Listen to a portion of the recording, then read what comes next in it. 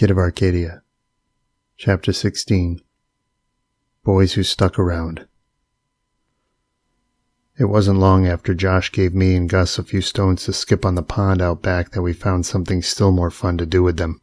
That second night of our exile, the back windows of all the houses glowed like the eyes of a jack-o'-lantern against the black, all just begging to be sunk like targets. From where we were, though, shrouded in the woods, it was tough to toss a stone far enough to hit one. Gus didn't want to at first, but like most things it only took a little influence to pump him up for it.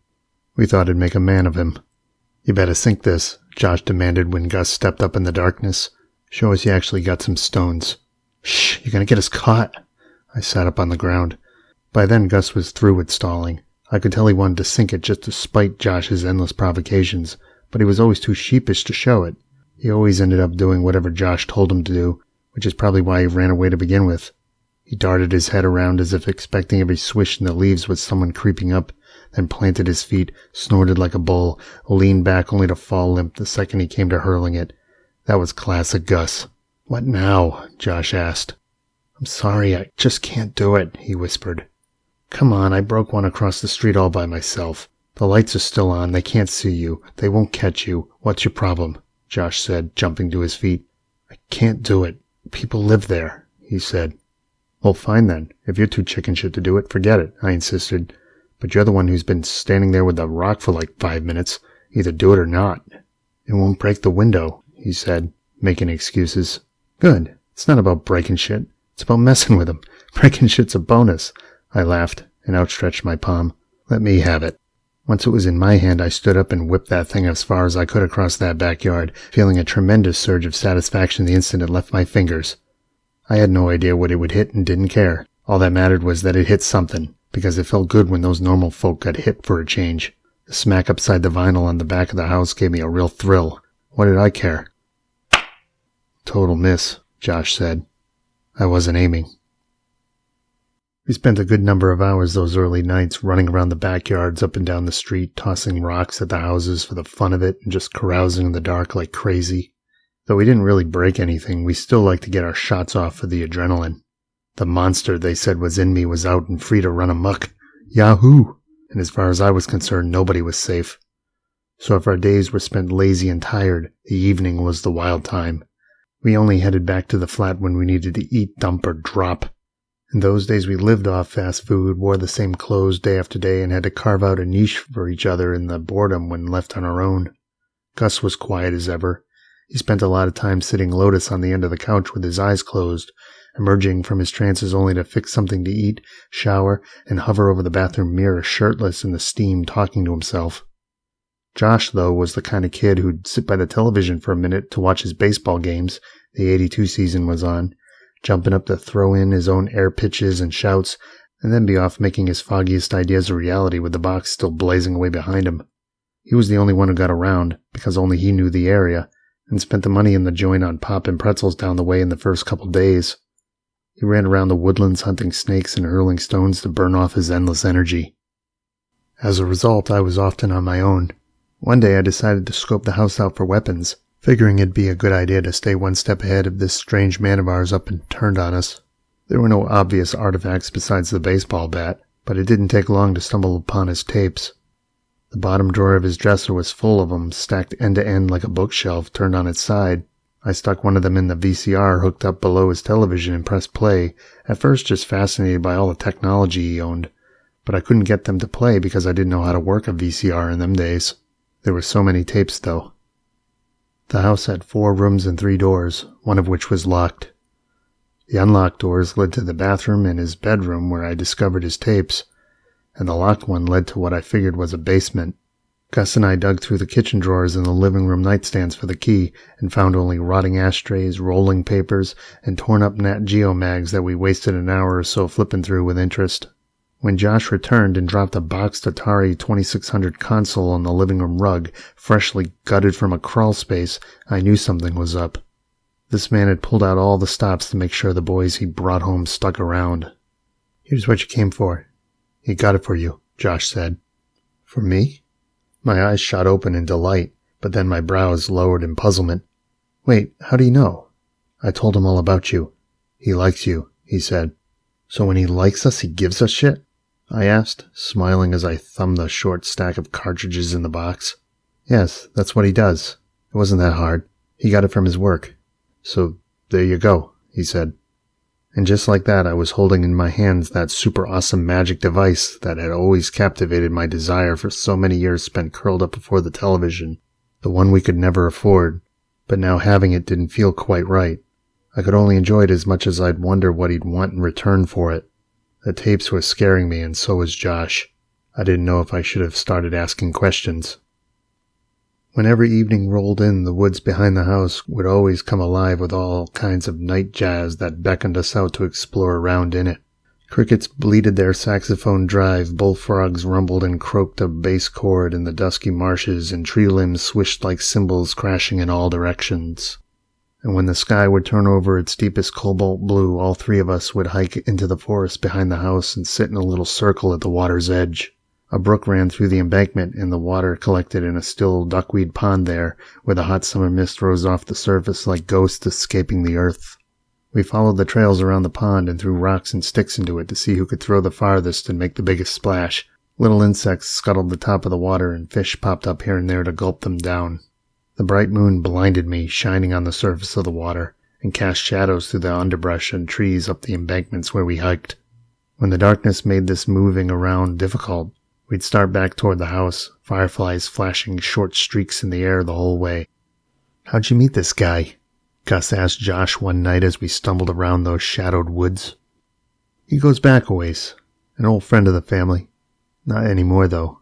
No family anymore," Josh explained. "So what do you do in his bedroom all night? Sleep with him or something?" Gus asked bluntly. "No. If you're saying what I think you're saying, you and me are going to have a problem," he retorted. "Well, what do you do in there?" I pressed. "Nothing. Manly shit. That's all. There's just no room to sleep in the living room with you guys, okay? It's cold in there, and you can ask that 100 times and that's all I'm going to say, so you're wasting your breath," he said. I didn't bother asking about why the door always had to be locked when the two of them were in there, because I already knew the answer, and I'm sure Josh was aware of that, even with all his protests to the contrary. I wish in the darkness I could have seen him blushing and averting his eyes. "What does he do for a living?" Gus asked, obviously trying to test out some acceptable questions now. "He works in an electronics repair shop in town. He owns the place, does repairs and such," Josh said. "That explains all the cool stuff like the VCR and the tapes." "So what's with all the tapes?" I asked. "You saw his tapes?" Josh asked. "Yeah." "Dude, you'll find out what that's about. It's just tapes of cool guys doing manly shit. It's really manly shit. It's cool. It's what all cool guys do. The guys he likes, like me, get to do it. If you're cool, you'll do it too. All the guys he takes home can do it. You make out good on it, and then we'll be out of here. Just wait till you see the basement." Josh chuckled. I shrugged my shoulders even though he couldn't see me, wondering what else he knew. What was up between him and that man, and what did it mean for me and Gus? What did he mean by manly stuff? Like jerking off? These were important questions I didn't feel like asking, too overwhelmed by the spirit of adventure that night to wrap my mind long around the scary stuff. But it bothered me how Josh could just accept this guy so easily. We still trusted Josh back then. "Don't worry, guys, he's cool. He's weird but cool. He just wants to make a man out of you," Josh tried to reassure. Some nights saw us all tearing down the main drag at 9 for some late-night eats in that man's car. At the parking lot, we fooled around and fought over who ordered what from the back seat while our groggy kidnapper unwound up front just off a long day's work. He sometimes took us out like that, if only I guess to give us something to do other than cause trouble, and seemed to have no problem spending his pay to keep us fed. It was on one of those evening jaunts our kidnapper said he wanted to get to know us a little bit better. He parked in the usual space near the laundromat, and when the indoor light flicked on, he handed us our orders fresh out of the drive-thru. Gus and I dove into the wrappings and gulped down whatever was there faster than we could chew. Josh sat up front with his and didn't say a word the whole time. "Aren't you the quiet ones tonight?" the man joked, eyeing the two of us in the back seat through the rearview mirror before laying down his new law. "Listen, guys, if you want to live with me, I'm going to need to know where you used to live. Since I don't turn kids in, I need to know where you guys used to live, just in case something goes wrong and I can't keep you with me. I'm not saying it's going to happen anytime soon, but that's just the way it goes. I already know where Josh used to live, so that's why I won't ask him. But you two I don't have a clue about. Won't that get our parents put in jail?" Gus asked. Kid, I'm sorry, but I wouldn't keep holding out hope like that. I told you, that's already happening. You made that choice already. They'll be let go soon, so don't you worry your pretty little golden head. I'm talking emergencies here. I don't turn boys in. If I started doing that, they'd never want to come back. But I won't just put you out on the streets either. So I gotta have somewhere to put you. Unless you want me to put you just any old random place, I'm gonna need a real address.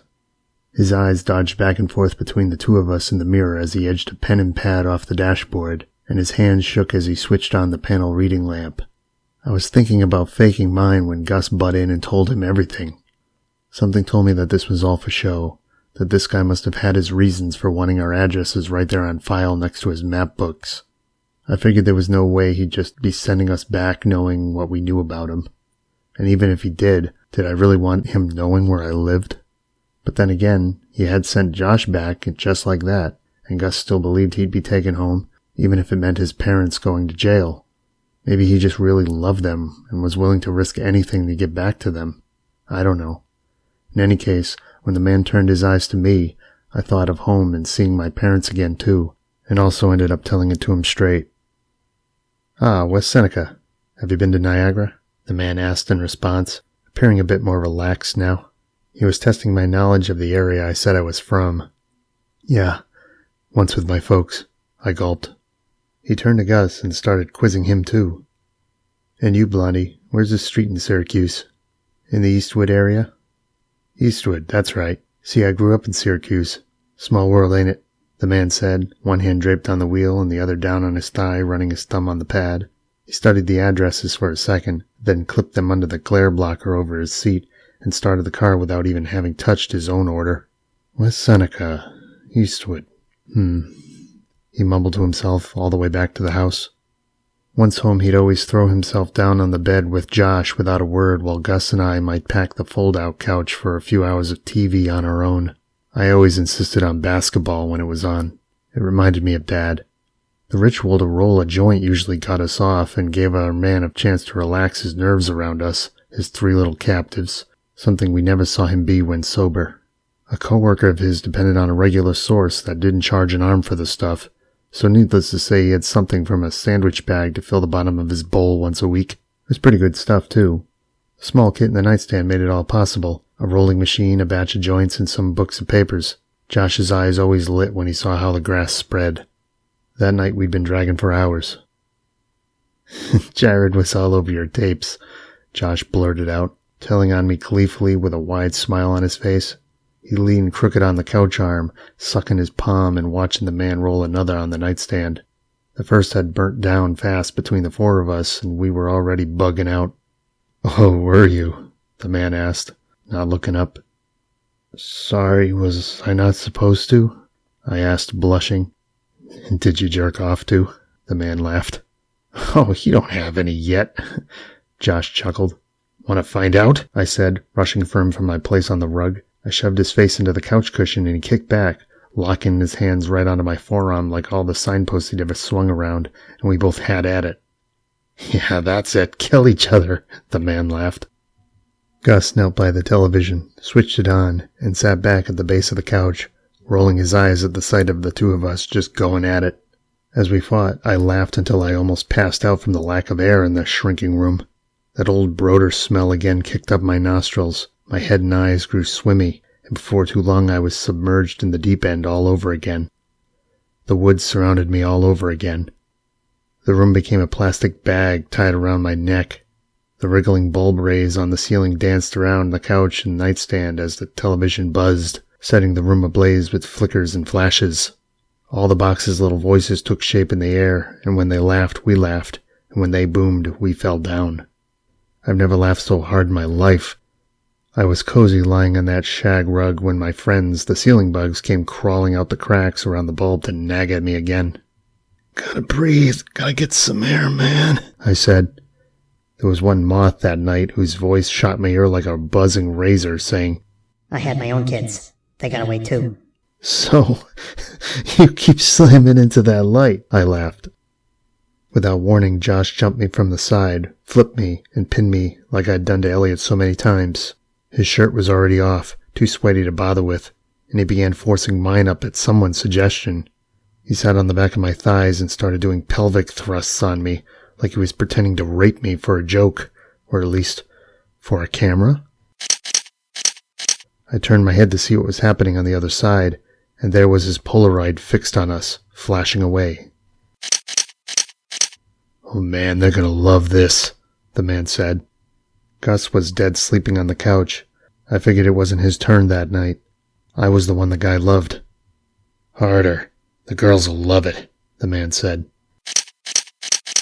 I kept up the joke, moaning and squirming around like I was being raped, desperate to find some bit of comic escape from the awkwardness and completely unable to do anything about it anyways. It made it feel better. It was a familiar feeling.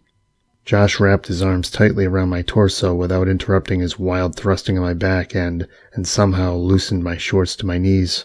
The floor stretched in all directions and contracted like a giant sticky lung whenever I squirmed, as the camera flashed and spit photos of the two of us all over the rug, catching us in the spotlight to pour out its spunk. "Yeah, make 'em your bitch, Josh," the man said. He pushed my face into the rug and I bit the carpet, really out of it. All I wanted to do was lie there with my face against the floor, but only because it was more sturdy than the walls. I spread my legs wide and tried to shake them off, and they laughed. They always laugh when a guy takes it. Minutes passed and we got deeper into it. That old guy rape joke never got old. And I went wild, but soon felt like I'd bumped my head and fallen through a trap door I couldn't come back from. I woke the next day feeling like my body was accelerating through the air, like all my limbs were just going to fly apart when I stretched them out in bed. Gus stirred where he was, cuddled up near my shoulder, and I slinked away from him. We spent a lot of nights sleeping in the same bed during the months we were living in that house, and it always seemed like wherever I'd roll, he'd follow in his subconscious wanderings, sometimes throwing limbs on top of mine or wrapping his legs around my hip like he was clasping on for dear life. He was clingier than Eliot. I pushed him off as usual, threw my legs over the side of the bed, and sat up to rub my eyes. Josh was in the opposite room banging around. The tinfoil punch of the pressed toaster slots hit my ears from the kitchen, so I ducked around the corner, more on balance than before, to see what he was up to. In the kitchen, the sunlight sprawled across the room and over the table, spewing a line up the opposite wall. Josh was in the middle of it, filling a glass of milk. He smiled when he saw me. "Go ahead, it's yours," he said. He placed the glass on the table along with the toast he'd just popped from the toaster moments earlier and directed me to partake. I cautiously sat down and picked it up, examining it like crime scene evidence through my squinted red eyes. "You're making me breakfast now?" I asked. "Sure, why not?" "Why?" I took a bite. He leaned against the counter and blushed, eating his own morsel, and then took off toward the fridge to stick the carton back in the door. He made me more nervous, homely, and silent like that than he ever did hopping around the neighborhood, breaking windows and chasing animals. "Okay, what's up with you?" I asked. "Just don't be mad about last night, man," he said. Gus staggered in and sat across from me at the table, and I could tell he was thinking about the night, too. "Is that the last of the bread?" he asked, his groggy voice cracking. He pointed at my toast with one hand and rubbed his eyes with the other. Josh just leaned against the wall near the door with his hands crossed and his head bent down at the floor and dazed for a second or two, as if trying to ignore him. The three of us were still spacing, still reeling from the night, coming down off the roller coaster high and hungry as hell with nothing to eat. It's not like it goes away just because you go to bed. "Yeah," Josh finally answered him. Gus reached across the table and grabbed the other piece to take for himself, and I wasn't about to complain, but Josh had other ideas. He tossed his head up and motioned toward the kid before Gus even bit down, as if on some guilt trip. "Josh, quit it. Just let him have it. Last night we were pretty screwed up. I don't even care," I said. "You're not mad, are you?" Josh asked. "Well, what the fuck was that last night? He was taking pictures? Is that the catch for us being here?" I threw the toast down on the plate and sat back in the chair. "And for silence about us, yes. Did you think he'd go through all that work and danger to bust us out if he wasn't going to get something out of it?" He was red in the face.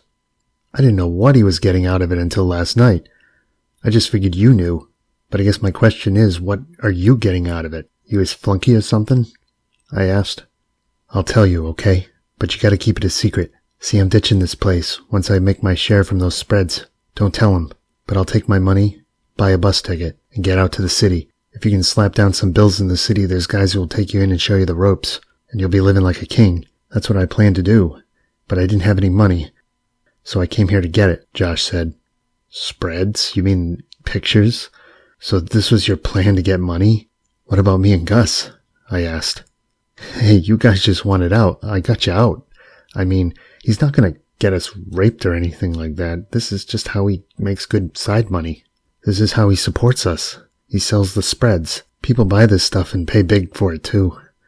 You can come with me if you want, Josh explained. It wasn't hard to figure out what he does, Gus said. All the spreads he shoots are guys like us. He takes those pics for girls who buy them. That's what he says, Josh added. So he actually sells that stuff he shoots to girls? How much did he make on the ones he took last night? I asked. I don't know, but it usually takes a few weeks just to get someone to pay up, Josh said, shrugging his shoulders.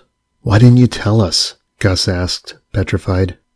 If you knew, you would have never come with me, and then he wouldn't have come and gotten me. But guess what? If you don't like doing it, you can always leave. He'll take you anywhere, no questions asked.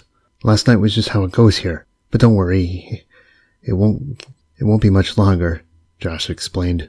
So you played us to get us to come out here so your man could make more money. I heard what you said in the car, Josh.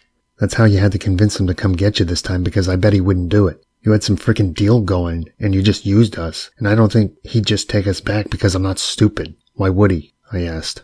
Well, I didn't know the whole deal, okay?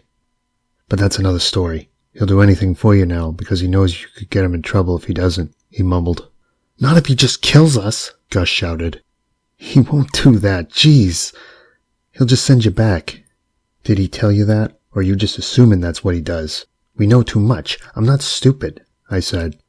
Hello, that's what happened to me last time. That's why none of his boys ever rats him out. He keeps his word. But look, if you two don't want to come with me, great. Stay here and do that, or go back. But trust me, he will take you back. They will find you. You will be treated as runaways and be sent to juvie. That's all there is to it. You can try to get him in trouble and take him down with you, but you're still going to get locked up for running away, Josh said. So what do we do? I asked. Like I fucking care? I just know what I'm doing, but you can do whatever. He shrugged his shoulders. Okay, I will, I said. There was an uncomfortable break in the discussion, and we refrained from looking at each other. Not 2 weeks into our exile, and we'd already hit a snag that threatened to throw us right back to where we were and worse, and I was determined to not see that happen. It was either slog it out on the outside or get stuck in some detention center with a team around me day after day coaxing out the demons. That was out of the question, but Josh's boneheaded plan was no solution either. So, I figured, as long as it remained on the level, I had no problem being expected to do whatever manly stuff I had to if it meant staying out of the system. It was Josh, the one who had set all this up to begin with, who was having issues with it. That much was obvious. Gus was very good at hiding how he felt, perhaps now because he finally realized there was just no way out of this that didn't end up with him and his family being locked up. So you guys aren't coming with me? Josh asked. He seemed disappointed, as if we'd betrayed him. Gus nodded, too terrified to get involved. Your toast is cold, I said, trying to ignore him. Okay then, Gus gets nothing. That's the new rule.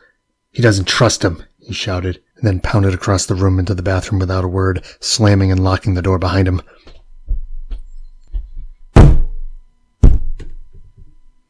After that, I was filled with such intense frustration and shame that I could barely speak.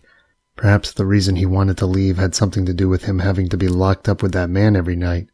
I don't know. Fuck you, Josh, that's bullshit, just like you, I yelled. Gus rolled his eyes and bit down on the toast as I sat there staring at mine sitting half-eaten on the table. I was kicking myself for making Josh so upset. He ain't going nowhere. He knows it and I know it, and we ain't leaving.